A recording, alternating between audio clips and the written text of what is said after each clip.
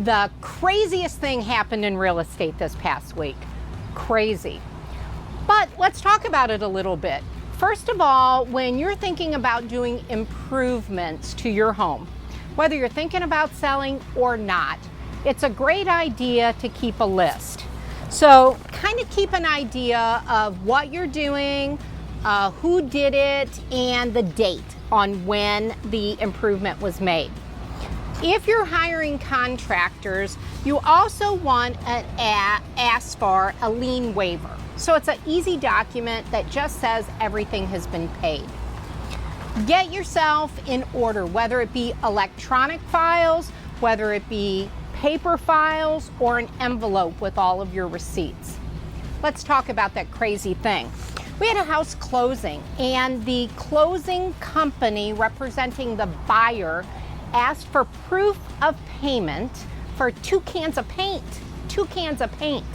So, and it was done 11 months ago, 10 months ago, whatever the timeline was. So let me talk about requirements a bit.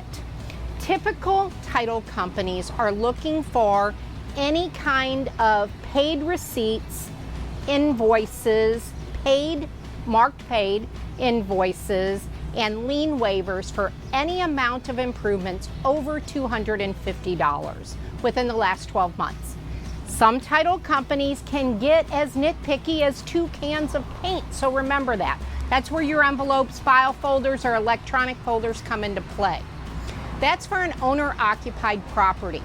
What doesn't cover, or what is not able to be used, are credit card statements, bids, or estimates. So it really has to be a paid invoice, paid receipt, lien waiver.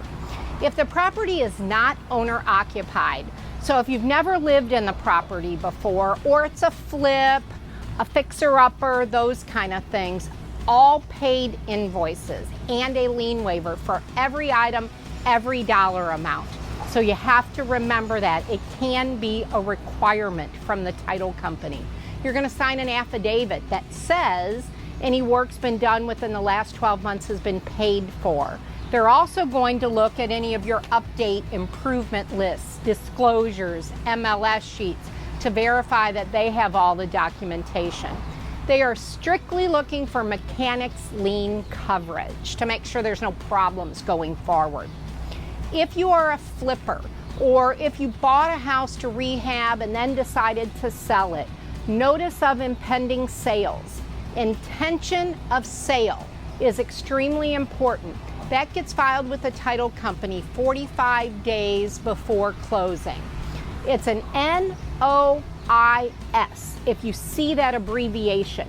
So you want to remember that. All of these things make your life easy. Think about it. If you're moving and you're asked to find a receipt for 2 gallons of paint, that's long gone in most cases, or it's packed away. Set up a folder system, set up an electronic system, keep it for yourself, keep it for capital gains, keep it for home sales. Extremely important. Thanks.